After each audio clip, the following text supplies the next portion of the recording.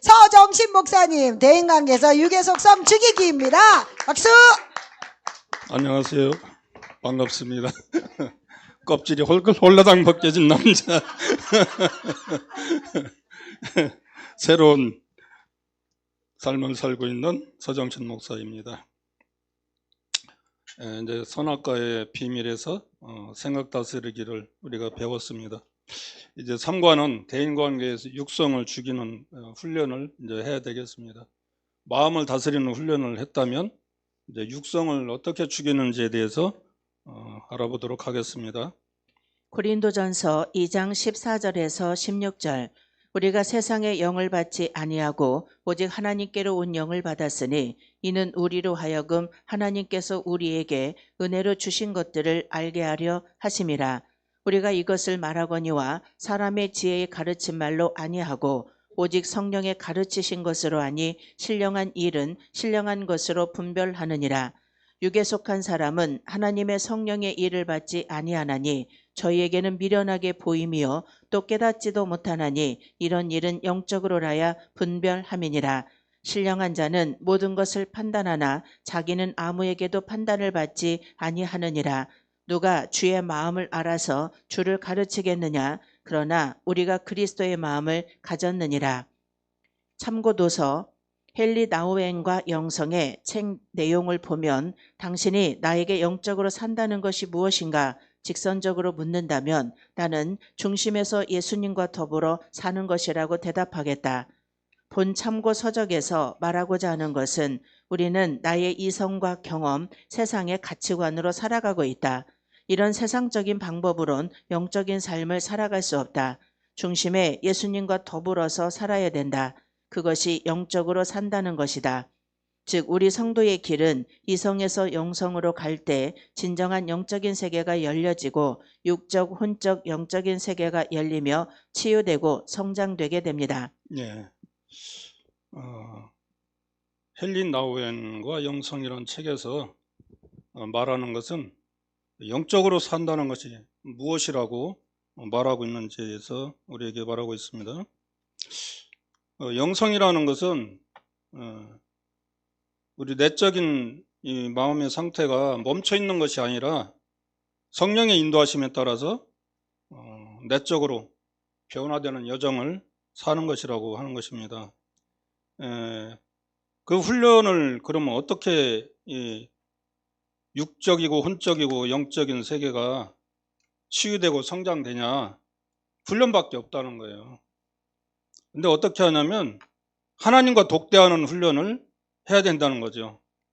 날마다 제사장들이 상번제를 드린 것처럼 우리는 아침 저녁으로 지성소에 나가서 하나님과 대면하는 그런 시간을 가져야 되고 그 하나님이 뭐라고 말씀하시는지 세면 음성까지 들을 수 있는 단계에 우리가 도달해야 된다는 것이죠. 또 타인을 정죄하고 비판하고 판단하는 이 선악과의 저주에서 즉 적대감을 다른 사람을 적대감을 내려놓고 이웃과 화목하게 지내는 훈련을 해야 되고 또 성공과 책임 소유하려는 이 선악과의 저주로부터 온 육성을 죽이고 말씀에 의지하여 사는 삶을 우리는 훈련을 해야 된다는 것입니다. 참고도서 책 이름 손에 잡히는 넬슨 성경개관 내용을 보면 두 아담의 비교가 나옵니다.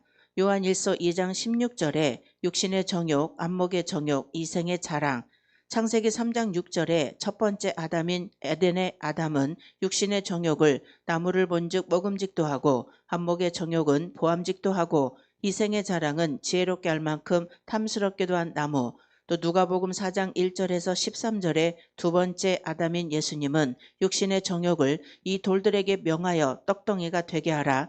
안목의 정욕은 마귀가 천하 만국을 보이며 절하라. 이생의 자랑은 예루살렘 성전에서 뛰어내리라. 즉 첫 아담의 육신의 정욕, 안목의 정욕, 이생의 자랑으로 온 선악과의 죄를 후 아담인 예수님을 통해서 회복시키신 내용입니다. 이 책에서도 보여주듯 아담 하와의 잘못으로 온 저주를 예수님께서 오셔서 회복시키심을 볼 수 있다.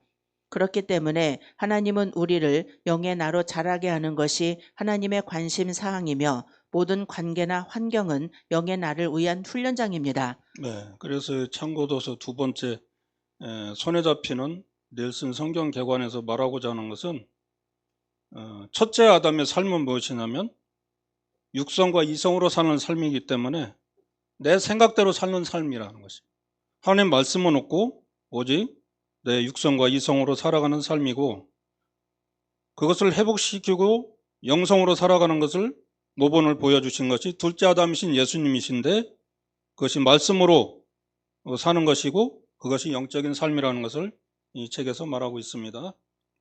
그렇다면 영의 나의 속성은 어떤 것인가? 영의 나라는 하나님의 속성을 가지고 있기에 이기적이며 세상적인 하나님의 속성에 반하는 속성을 가지고 다가오면 반드시 문제가 발생한다. 그것은 스스로 알 수 있다. 내가 열심히 신앙생활 했는데 현재 나의 모습 속에서 문제가 발생했다면 자신의 신앙을 점검해 봐야 한다.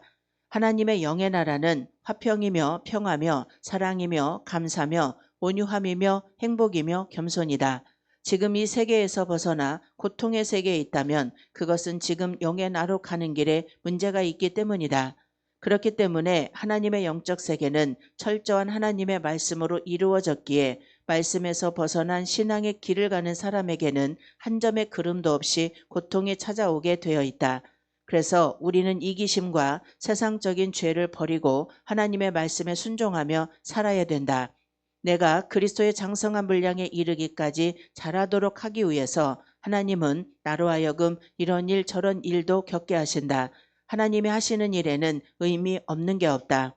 하나님은 별하별 사람을 붙이시거나 각종 사건이나 사고 혹은 환경들을 동원해 나를 훈련시키시는 의도는 나의 영을 성장시키시기 위함이다. 이것을 눈치챈다면 모든 발생하는 재반 일에 대해서 하등의 원망이나 불평할 일이 없어진다. 그래서 일이 꼬일 때는 하나님과의 관계, 영적 세계를 점검해야 된다. 네. 하나님은 별합을 사람을 붙이시거나 각종 사건이나 사고 혹은 환경들을 동원하여 나를 훈련시키는 의도는 나의 영을 성장시키기 위함이라고 말씀하고 있습니다. 그래서 이것을 눈치챈다면 모든 발생하는 재반일에 대해서 하등의 원망이나 불평할 일이 없어지게 된다는 것이요. 그래서 잘 되거나 안 되거나 불평하지 않게 된다는 것입니다. 그래서 일이 꼬일 때는 하나님과의 영적 관계를 점검해야 됩니다. 그래서 하나님이 원하는 것이 무엇인가 깨달아야 되고 그래서 복음의 핵심은 평강입니다. 그래서 말씀대로 살면 평안해진다는 것이죠. 첫째, 우리가 대인 관계에서 버릴 것이 무엇인지를 살펴보자. 첫째, 미움 버리기. 미움은 영의 성장을 방해합니다. 마음속에 오랜 기간 동안 품고 있는 미움은 살인 동기를 제공합니다. 미움의 감정은 어떻게 나타나는가? 상대방을 쌀쌀하게 대하는 것입니다. 상대방에 대해서 공격적이며 비판적인 말을 합니다. 상대방이 잘못했을 때 용서가 안 됩니다. 상대방으로부터 쉽게 고개를 돌려버립니다. 상대방에게 관심을 보여주지 않습니다. 상대방에 대해서 말하거나 생각하는 것도 싫어집니다. 모든 것을 이해하는 것은 모든 것을 용서하는 것입니다. 이해하면 용서하게 되고 안 미워하게 됩니다. 이해하는 폭이 넓어지는 만큼 용서의 폭도 넓어집니다. 이해란 상대방의 입장에 내가 서 보는 것입니다. 네. 이 미움의 감정을 여러분들도 느껴서 보셨을 겁니다. 미운 사람 보면 고개가 돌아가고 보기도 싫고 그런 마음들을 여러분들도 느껴보셨을 거예요. 근데 상대방 입장에서 내가 서서 인정해주고 이해해주면 그 사람이 왜 저런지를 이해가 되는데 이기심에 의해서 나 입장에서만 생각하게 되면 상대방이 이해를 못하기 때문에 용서도 안 되고 사랑도 할 수가 없는 게 되는 거예요. 이 미움의 감정은 총 중에 제일 무서운 총이 뭐예요?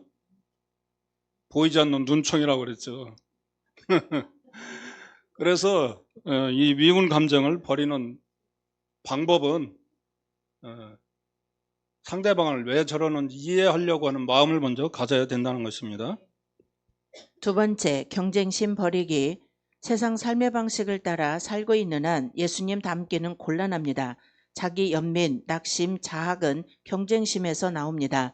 하나님의 범주를 인정하고 자기 분수를 알고 살라. 이것이 하나님의 주권을 인정하는 일입니다. 육의 나를 비교하지 말고 영의 나의 모습과 비교하라. 육신적인 비교는 도토리 키재는 것과 다를 바 없다.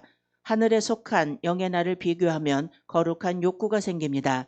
내가 성화된 만큼 범사에 자유로워집니다. 경쟁심은 육으로 살고 있다는 증거입니다. 비교하는 전문가가 되지 말고 자기 앞에 주어진 삶을 주시하라. 인간적인 수준보다 더 낮은 동물적 수준에서 살지 말고 남이 나보다 나으면 그대로 인정해줘라. 영안이 열려서 타인의 영을 만지게 되면 경쟁심 같은 것은 자취를 감추게 됩니다. 네, 경쟁심을 버리라고 말씀하고 있습니다.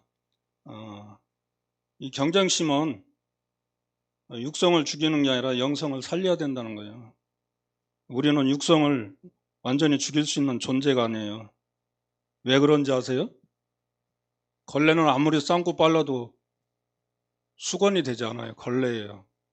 우리는 재성을 타고났기 때문에 이 육성을 완전히 이길 수 있는 사람은 이 땅에는 없어요. 그래서 우리는 날마다 상번제를 드려야 되는 것이죠. 그리고 동물적 수준에서 살지 말고 남이 나보다 나으면 그대로 인정해주는 훈련을 우리가 해야 됩니다. 영안이 열려서 타인의 영을 만지게 되면 경쟁심 같은 것은 생각도 안 돼요. 세상은 1등만 알아주죠. 아이 더러운 세상. 1등만 알아주는 세상. 코미디 프로그램도 있었지만은 하나님의 세계는 1등이 없어요. 다 공평하신 하나님이기 때문에 하나님의 마음이 정립이 돼야 한다는 것입니다.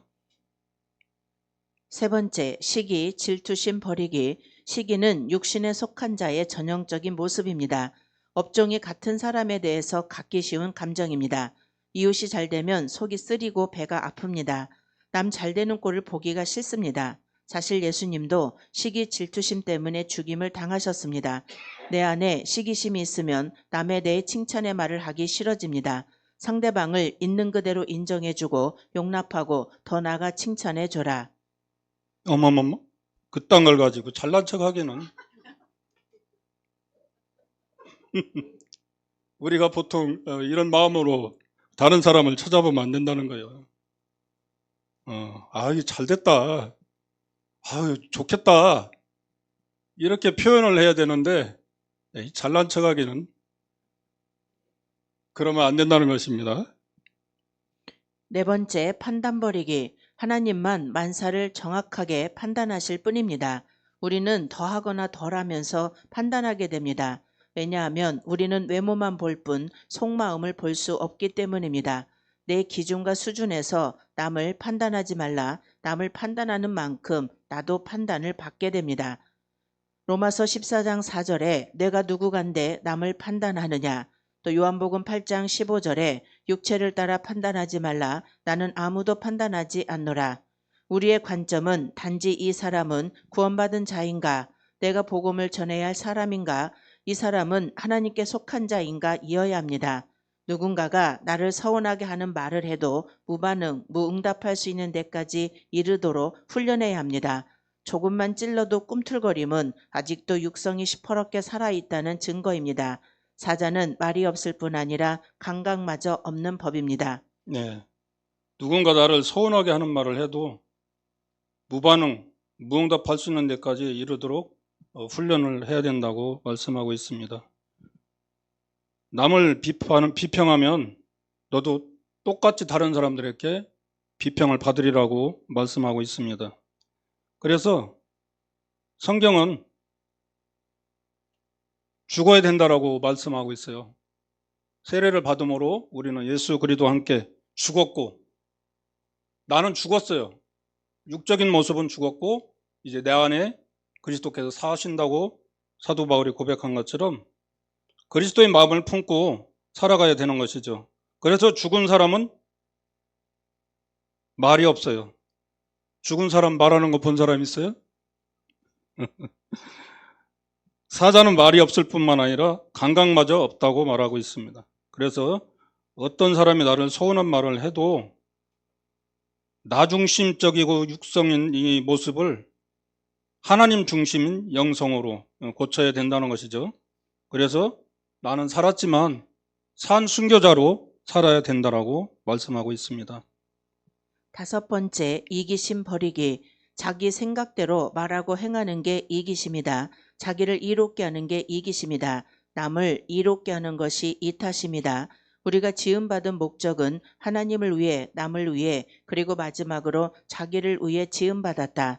자기 유익을 위해 남을 섬기고 봉사하는 것도 이기적이다. 남에게 좋은 정보, 아이디어, 생각, 그리고 계획을 제공 안 하는 것도 이기적이다. 도와주는 일도 잘 도와줘야 합니다. 왼손이 하는 것을 오른손이 모르게 하라는 말씀은 무슨 뜻인가? 남을 도와준 다음에는 잊어버리라는 뜻입니다. 감사하거나 알아주기를 바라지 말라는 뜻입니다. 예. 제가 이제 세상에서 세상 일을 할 때 그런 일을 많이 겪었어요. 지금도 똑같더라고. 자기가 아무것도 모를 때 기술을 배우면 누가 가르쳐주면 좋잖아요. 빨리 배우고. 근데 뭘 그게 좋은 거라고 안 가르쳐줘요. 스스로 깨달으라고. 그런 사람들을 많이 봤어요. 근데 저는 그게 안타까워서 이제 아무것도 모르는 사람이 일을 하러 나오면 막 가르쳐 주거든요.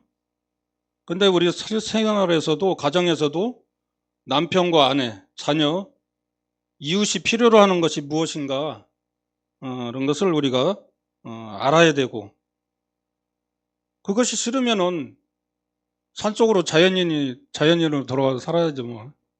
예, 세상 다 잊어버리고, 혼자 살아야 돼, 혼자. 예. 줄 줄도 모르고 받을 줄도 모르면 이것도 이기적이다. 소인배는 어떻게 하면 타인을 통해 유익을 얻을까 궁리한다. 대인은 어떻게 하면 남에게 유익을 주고 섬길 수 있을까 고민한다. 진리가 아니라 유익에 따라 행동하는 게 이기적이다. 이기적인 사람은 나누기를 싫어합니다. 나와 접촉하는 사람을 향해 내가 어떻게 하면 유익을 줄 수 있을까만 생각할 수 있어야 합니다. 섬기는 일이 체질화되도록 훈련해야 합니다. 예, 이거 참 중요한 얘기인데요. 사랑을 이렇게 받기만 하고 줘보질 않은 사람은 줄 줄을 몰라. 받기만 해요, 받기만. 남은 나를 위해 주기만 바라고, 나를 위해서 뭘 해주길 바라고, 자기는 아무것도 안 해, 집에서. 심지어는 밥 안 챙겨주면 밥 안 해 먹고 굶고 있어요. 맨날 며칠을. 이건 자기만을 위한 이기심이란 말이에요. 지금은 그래서 은퇴한 남자분들이 요리학원에 다니는 분들도 있더라고. 그래서 아내와 이렇게 역할을 분담해서 사는 사람들을 보게 됩니다. 그래서 이기심도 나 중심이다. 그래서 내가 하는 모든 것이 하나님이 일하시는 것을 알고 내 속에서 예수 그리스도의 모습이 나타나야 되는데 이기심으로 살으면 안 된다는 것입니다. 6번째, 가식, 위선 버리기. 입술과 행동이 다른 게 가식과 위선입니다. 겉과 속이 다른 것이 가짜요 거짓입니다. 말과 마음의 간격을 줄이는 훈련을 해야 합니다. 목회 혹은 어떤 사역을 통해 자기 유익과 욕망을 이루기 원한다면 그것은 일종의 자기 사업입니다. 사람에게 잘 보이려고 하는 게 위선입니다. 가식은 회칠한 무덤과 같습니다. 경건의 모양은 있으나 능력이 없는 신앙생활 역시 위선입니다. 이는 바람에 날려가는 겨와 같은 것입니다. 네. 사람은 열길 물속을 알아도 사람 속은 모른다고 하죠. 어떤 생각을 하고 사는지는 알 수가 없어요. 그 들킨 도둑놈, 안 들킨 도둑놈만 있을 뿐이에요. 사람들의 마음이 그렇습니다. 그래서 이 가식을 버리는 훈련을 우리가 해야 된다는 것이요. 그래서 사역을 하면서 거기에서 어떤 물질적인 이런 것들을 사익을 추구하는 것, 이런 것들은 안 된다는 것입니다. 그 속은 시커매가지고 겉으로는 안 그런 척 이렇게 하는 것은 가식이라는 것이죠. 7번째, 쓴뿌리 버리기. 우리가 나무로부터 상처를 받았을 때 쓴뿌리가 올라옵니다. 우리가 중상과 모략, 욕설을 당할 때 안에서 쓴뿌리가 올라옵니다. 말로 남에게 갖가지의 상처를 주는 일이 있음을 명심해야 합니다. 두더지 게임할 때 아무리 두드려도 두더지가 다시 올라오듯 내 안에서 쓴물이 올라올 때마다 이를 성령의 도움으로 잘 처리하는 것을 훈련해야 합니다. 내가 상처를 받았을 때의 치유책은 상대방을 용서하는 길밖에 없습니다. 용서의 기술을 습득하라. 용서의 은사를 체득하라. 안 그러면 내 영혼의 감각이 둔해져 버립니다. 용서 못하면 타성화되어 습관적으로 쓴뿌리가 올라옵니다. 쓴뿌리가 있는 사람일수록 몇 가지의 특징이 있습니다. 마음이 다치니 얼굴이 굳어 있습니다. 언행이 공격적으로 변합니다. 자신과 타인에 대해서 잘 참지 못하고 감정이 쉽게 폭발합니다. 쓴뿌리는 거칠어지고 냉담해지고 공격적으로 변합니다. 복수의 칼날을 세웁니다. 네. 과거의 제 모습을 보는 것 같아요. 혈기 분노가 상시화돼서 언행이 공격적으로 변화야. 그리고 어투가 항상 불만적인 어투가 되고 부드러운 말이 아니고 공격적인 말이 나오게 되죠. 그 다음에 쓴뿌리는 거칠어지고 냉담해지고 공격적으로 변하며 복수의 칼날을 내세운다. 그게 뭐냐면 상대방을 이해하지 못하니까 남편이 나에게 저래? 자녀가 왜 저래? 저 사람이 왜 나한테 이래? 그러면서 이 쓴뿌리가 내 안에서부터 나오니까 이 칼날을 세우는 거예요. 복수의 칼날을. 그러면 상대방이 뭐라 하냐? 너나 잘하세요. 제 모습을 보고 그렇게 말하더라는 것이죠. 저는 별 수 있나? 내 모습이 변하지 않으니까 동일하게 나도 비평을 받고 비난을 받더라는 것이죠. 이러한 적개심은 자신의 영혼을 마비시킨다는 것입니다. 대인관계가 원만하지 못할 때는 하나님이 이 사람을 통해 나에게 말씀하시는구나 라고 깨달으라. 우리의 관계 영성에는 항상 하나님이 깊숙이 개입하고 계심을 눈치채야 합니다. 범사에 감사하는 자에겐 쓴뿌리가 관점을 바꾸는 데 있습니다. 이렇게 기도하라. 아버지여, 저들을 용서해 주세요. 저들이 하는 일을 알지 못합니다. 저들은 다 주님의 긍휼하심이 필요합니다. 예수님과 스데반이 이런 기도를 했습니다. 쓴뿌리가 빠진 그 자리에 감사와 신령한 노래로 가득 채워야 합니다. 범사에 감사하라. 이는 모든 크고 작은 사건에는 감사할 이유가 있기 때문입니다. 네. 쓴뿌리가 하루아침에 생기는 게 아니고 어려서부터 부모로부터 배우고 삶에서 습득된 것들, 그런 것들은 몸에 배있기 때문에 쉽게 안 없어져요. 그래서 저도 그것을 없애는데 상당한 노력이 필요하더라고요. 저는 농담도 못 받아들이고 그걸 진실로 받아들여서 얼굴색이 들이 지금은 많이 없어졌어요. 그리고 그런 때는 어떤 때는 갑자기 또 나타날 때도 있더라고. 그런 때는 이제 기분이 안 좋을 때예요. 기분이 좋을 때는 웃음이 있고 그런데 기분이 안 좋을 때 안 좋은 소리를 듣게 되면 얼굴색이 변하는 그런 제 모습을 보게 됩니다. 그래서 자기를 모르기 때문에 그래요.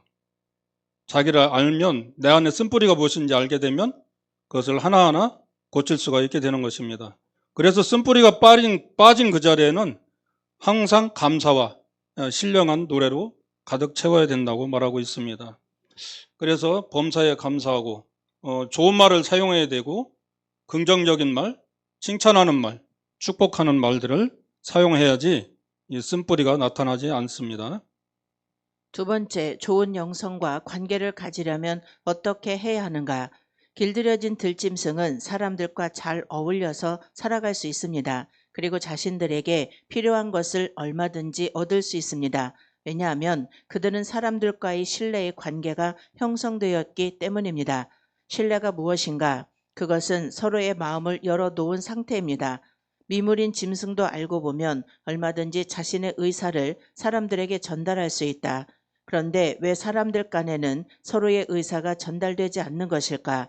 그것은 서로에 대한 신뢰, 존경이 없기 때문입니다. 얼마든지 우리는 대화로 풀어갈 수 있습니다. 그러나 우리들 스스로가 그 길을 거부하고 있습니다. 그 이유는 교만, 죄의 속성에서 오는 결과로 관계가 이루어지질 않는 것입니다. 교만하기 때문이기도 하고 무지하기 때문이기도 합니다. 그런 사람은 시한폭탄과 같은 존재입니다. 오직 자신의 존재만을 위해서 타인과의 투쟁만이 존재할 뿐입니다. 이런 사람은 행복할 수가 없고 늘 불안정하고 기복이 심합니다. 이유는 세상적인 죄성과 욕심으로 가득 차 있기 때문입니다. 그렇기 때문에 이런 영성을 가지고는 타인에게도 자신에게도 불행할 수밖에 없습니다. 네. 저도 이제 일을 하다 보면 그런 것을 많이 겪었는데요. 자기가 배우고 보고 아는 것 외에 다른 것을 얘기하면 인정을 안 해요. 그리고 객관적으로 해서 실제적으로 그게 아니라는 것을 보여주기 전까지는 끝까지 우기고 자기 말이 옳다고 그래요. 그래서 이것은 얼마든지 대화로 풀어갈 수가 있는데 서로에 대한 신뢰와 존경이 없기 때문에 그래요. 다른 사람에 대한 신뢰와 존경이 없기 때문에. 그러니까 이제 경상도 사람들은 그런 말이 없을 때 그렇다 하잖아요. 밥 먹자. 자자. 표현이 없다는 거예요.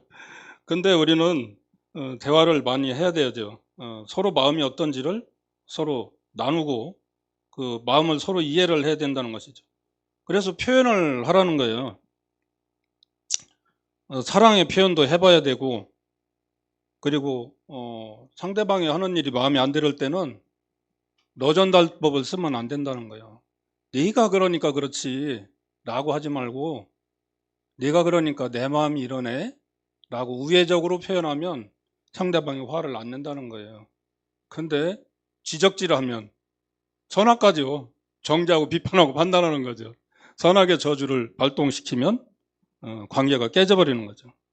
그래서 그 이유가 뭐냐면 교만에서 오는 결과로 관계가 이루어지지 않는다는 거예요. 내 말이 옳다는 거지. 넌 틀려. 내가 옳아. 끝까지 우기는 사람들을 보게 됩니다. 우리는 하나님과 사람들의 관계에서 길들여진 들짐승이 되어야 됩니다. 어느 누구와도 적대지 말고 함께 갈 수 있어야 합니다. 길들여지지 않은 사람들에게는 어느 누가 다가와도 스승이 될 수 없습니다.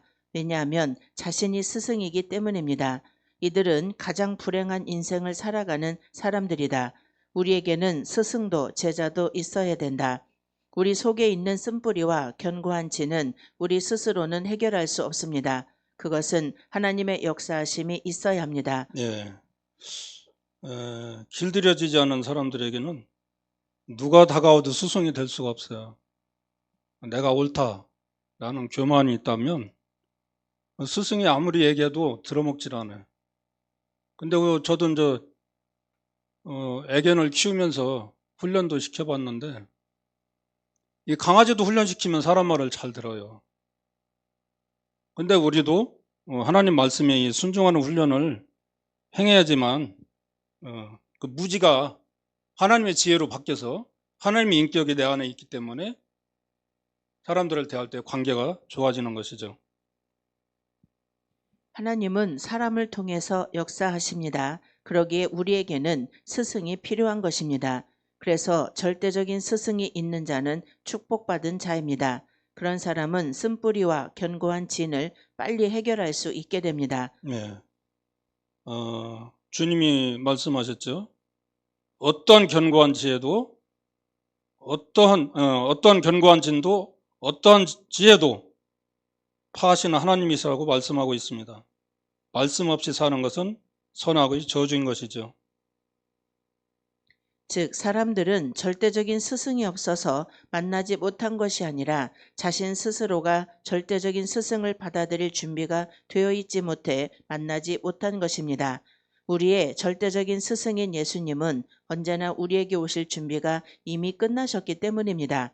이상과 같이 우리가 육의 속성이 죽고 영적인 속성이 회복될 때 첫 아담으로부터 온 육신의 정욕, 안목의 정욕, 이생의 자랑에 의한 모든 저주가 풀리고 거룩한 영성을 가지게 될 것입니다. 아멘. 엊그제 황당한 메시지를 하나 받았는데요. 새벽마다 이렇게 우리가 유튜브를 띄우는 거를 메시지를 이제 보내주는데 예배 드리는 영상은 안 보고 밑에 그 계좌만 보고 그게 마음이 걸린다고 보내지 말라고 문자가 왔더라고요. 아, 참 어떻게 이해해야 되지? 한참 저 혼자 고민하다가 답장을 보냈어요. 죄송하다고, 불편하게 했으면 죄송하다고. 앞으로는 예배 영상은 보내지 않고 24강 이것만 보내드리겠다고 이제 그랬어요. 근데 그 마음이 완악하면 그분이 이제 남편 목사님이 돌아가신 사모님인데 마음이 많이 상하신 것 같아요. 영적인 삶에서 좀 벗어난 것 같고 그래서 안타깝긴 하더라고요. 그래서 우리 스승은 세상에 있는 것이 아니고 하나님이신데 그분의 삶을 말씀을 체득하고 경험하고 그래서 하나님과 날마다 독대하고 그래서 주님과 대면하는 이 삶을 살지 않으면 영성이 우리가 성장할 수가 없어요. 육성을 죽일 수도 없고 우리가 살아보지만 육성을 지킬 수 없잖아요. 계속 두더지같이 그냥 때려도 또 올라오고 때려도 또 올라오고 왜 때려 하면서 자꾸 올라오는 그 두더지같이 육성과 이성이 계속 올라오는데 그것을 다스릴 수 있는 방법은 상번제밖에 없다는 거죠. 그래서 기름과 피를 우리가 그 영역을 범하면 안 된다고 요즘 새벽 말씀에서 계속 듣고 있습니다. 그래서 우리 삶 가운데도 감사와 용서, 또 상대방을 이해하는 이런 삶을 살아야지 육성을 죽일 수가 있고 또 예수 그리스도와 함께 죽었다고 하는 그 말씀이 내 가슴에 이렇게 마음으로 깊이 들어오게 되면 용서 못할 것도 없고 이해 안 되는 것도 없어요. 저 사람은 원래 저렇구나. 그럼 이해하고 가면 돼요. 그럼 우리가 변화시키려고 하면 안 되니까. 내 영역이 아니잖아요. 피의 영역이기 때문에. 그래서 우리는 기름과 피의 이 영역을 범하지 말고 날마다 아침 저녁 상번제를 통해서 하나님 앞에 더욱더 나가는 그리고 육성을 지켜서 영성으로 나아가는 삶을 살았으면 좋겠습니다. 감사합니다. 아멘.